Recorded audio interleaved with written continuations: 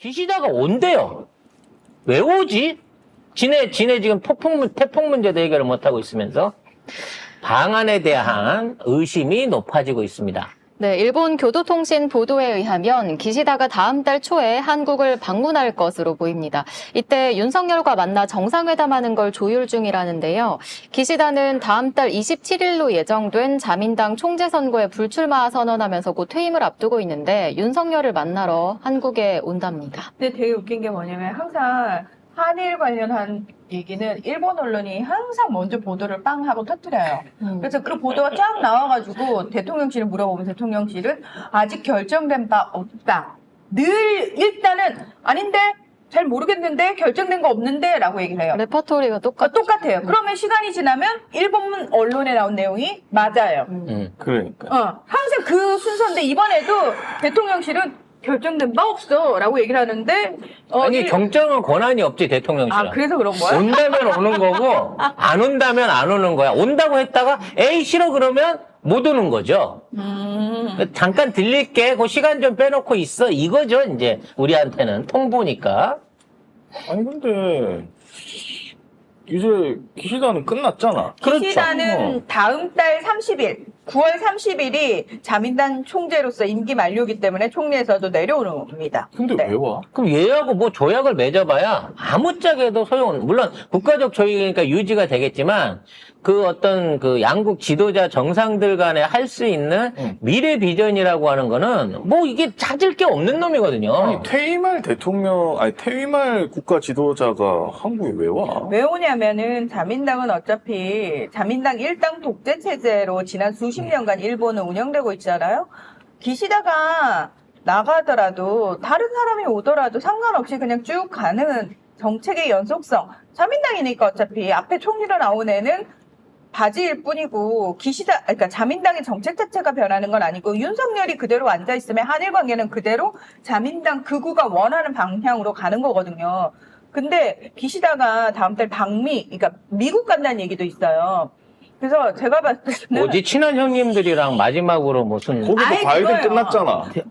저는 그 윤석열도 끝났네 그러고 보니까. 여러분 우리 왜 이렇게 학습효과가 없어요? 이진숙이 사표 딱 내고 퇴임하던 날 어딜 들렀어요? 빵집 두 군데에서 뭐 했어요? 끌고. 법인카드로 100만 원 긁었잖아요. 똑같은 거야. 나 총리 자리 이제 곧 물러나는데 물러나기 전에 갈 수 있는 건 다 가는 거지. 뭐 이 선물 좀 챙겨줘라 성렬아 뭐 이러고 아유 오는 고생했어. 건가? 내가 원하는 대로 잘해줬어. 요미우리 신문이 기시다가 9월 6일에서 7일 여기로 조율하고 있다고 얘기를. 정확하게 날짜까지 나왔으면 네. 오는 거예요. 근데 대통령실은 모른다라고 하고 있으니까. 근데 세우 말대로 우리 대통령실이 결정 권한이 없어서 그런가 봐요. 네. 갈 거니까 야 시간 비워놔 이건가? 그러다 야 지금 비가 너무 많이 와서 못 오겠어. 비 끝나면 일주일 있다 갈게. 그러면 조율을 통해 가지고 일주일 방한을 연기했다. 뭐 이런 식으로 얘기를 하겠죠. 우리나라가 빵집된 거야? 야, 그때부터 지난번에 방한했을 때도 기시다가 특별한 예고 없이 그냥 훅 왔다 갔어요. 그래서 저는 이제 왜 오느냐에 대한 부분이 제일 궁금한 거잖아요. 저는 내가 없더라도 마음 변하면 안 돼. 뭐 요런 당부를 하기 위한 게 아니면 아닌가 나는 싶은 생각이 들어요. 도장 찍으러 오는 거 아닌가? 그러니까 기시다가 자기 임기 안에 하고 싶은 게 있었어요. 기시다도 일기에 그만둘 놈은 난 아니라고 봤거든. 이제 아베를 보내갖고 되긴 했지만 워낙 정치적인 욕심이 강했고 권력력이 강했죠. 권력력이 강하고 그에 대한 그 아베 못지않은 그 어떤 권력 장악을 위한 그 말도 안 되는 인사들을 했던 놈이기 때문에 난 한 번 더 가려고 했는데 도저히 안 되는 이유가 결국은 최근에 얘기한 그 금리 인상 얘기했다가 경제 말아먹은 거라 그 이외에 이제 뭐 여러 가지 재난 상황에 대응하지 못하고 있는 부분 기타 등등일 거라고 생각하는데 외교 문제에 있어서만큼은 기시다는 일본을 위해서 이러는 게 많죠. 그 공로가 엄청 많죠.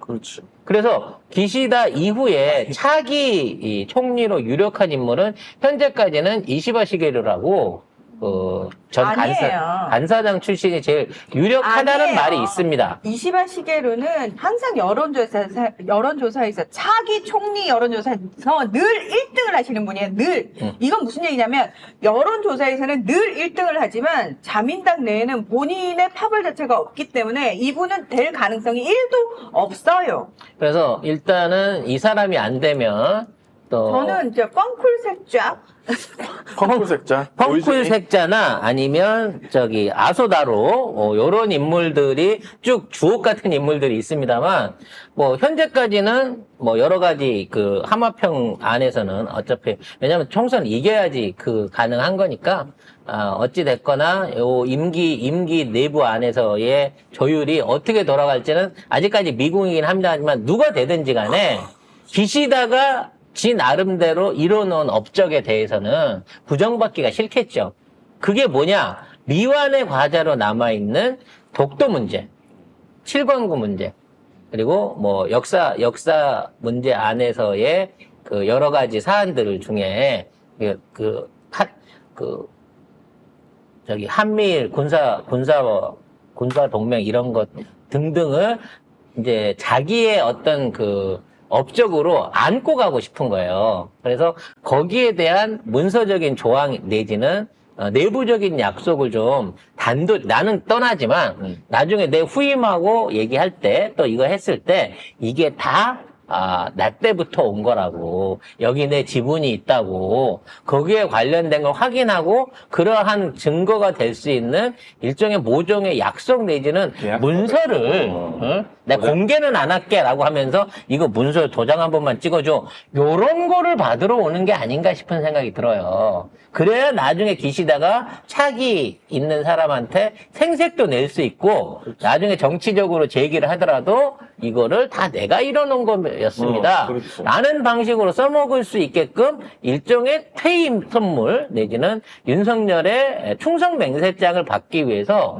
오는 게 아닌가 싶습니다. 근데 이렇게 친일 매국노들이 정권에 많이 있는데 여기에 또 기시다가 온다고 하니까 진짜 정점이네 진짜 완전 일본이야. 그렇죠. 우리나라 일본이 됐어 아주 그냥. 그래서 총독한테 당부하러 가는 거예요.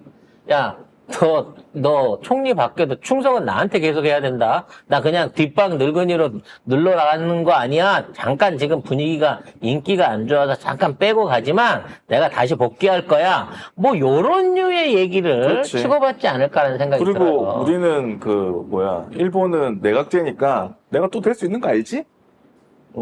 잘해. 이건 것 같아.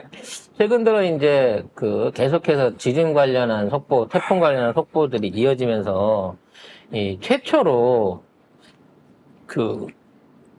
기시다 내각 안에서 재난특별본부를 지금 일주일 넘도록 상시 운영을 하고 있다고 해요. 그러니까 그게 뭐냐면 이게 뭐 어떤 특별한 재난이나 상황이 생겼을 때 임시로 TF 같은 거를 이제 결성을 하는 거죠. 그래서 이 재난 문제를 해결하기 위해서 뭐 각부 장관들을 모아갖고 비상대책회의를 하고 그에 맞춰갖고 진행을 하고 하는데 이게 지난번 난카이 해구에서의 지진 이후에 일주일이 넘는 기간 동안 지속적으로 지금 일본 내각이 비상대책회의를 하고 있다고 합니다. 이건 팩트예요. 그러니까 그 내용이 뭐냐, 거기에 대한 내용이 뭐냐라고 취재진들이 계속 요구를 하는데 거기에 대한 답변을 안 해준다는 거예요. 그래서 두 가지 설이 나오고 있습니다. 뭔가 이제 기시다가 해결할 수가 없는, 도저히 해결할 수가 없는 엄청난 재난이나 사건을 상정을 해두고 거기에 대한 대비책을 세우고 있는 게 아니냐. 예를 들어 후지산이 폭발한다든지 진짜로 이제 도쿄 직하 지진이 일어나가지고 그렇게 생길 수 있는 위험에 대비하기 위한 비상대책을 세우고 있는 게 아니냐라고 하는 썰이 있어요. 근데 아직까지 지금 이것들을 진행을 하고 있다는 거죠. 그러니까 지금 있는 상황에서는 뭐 경제 위기설도 있습니다만 진짜로 거대 지진이 일어나게 됐을 때에 대한 일종의 이제 대비책을 세운다고 치면 일본이 할 수 있는 가장 큰 대비책은 일단 자국민의 피해와 그다음에 행정부의 중심을 옮기기 위해서 안전한 일종의 임시 망명 국가 체제가 필요할 거다라는 얘기가 있습니다. 그러니까 도쿄 직하 지진이 일어나게 된다고 하면 거기에서 행정 수도가 있는 도쿄가 마비가 되게 되면 일본 전역이 사실상 행정 공백 상태가 오잖아요. 그래서 이걸 임시로 할 수 있는 임시 정부를 구상을 하고 있는데 그거를 지금 일본 주 서울에 있는 주 일본 대사관을 통해 가지고 하려는 게 아니냐라고 하는 음모론도 있습니다.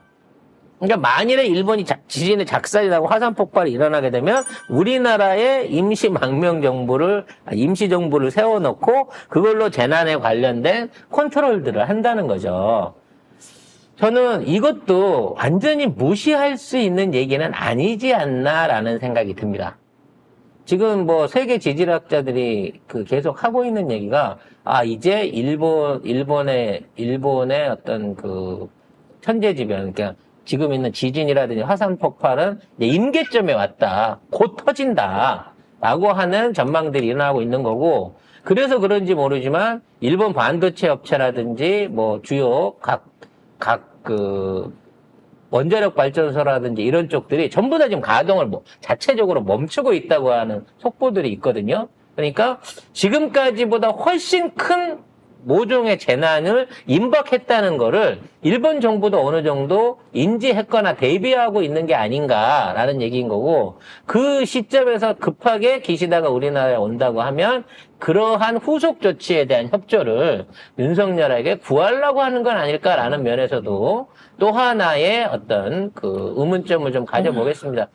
중요한 건 일본이 작살나는 거는 기정사실화 돼가고 있다라는 느낌이 듭니다. 우리가 비는 건 아니에요. 하지만 지네들도 저렇게 묘수를 찾기 위해서 대책회의 상황을 꾸준하게 이어가고 있다고 하는 거는 지네들도 감당 못할 일이 벌어진다 또는 벌어질 수 있다라고 판단하고 있다고 생각이 됩니다.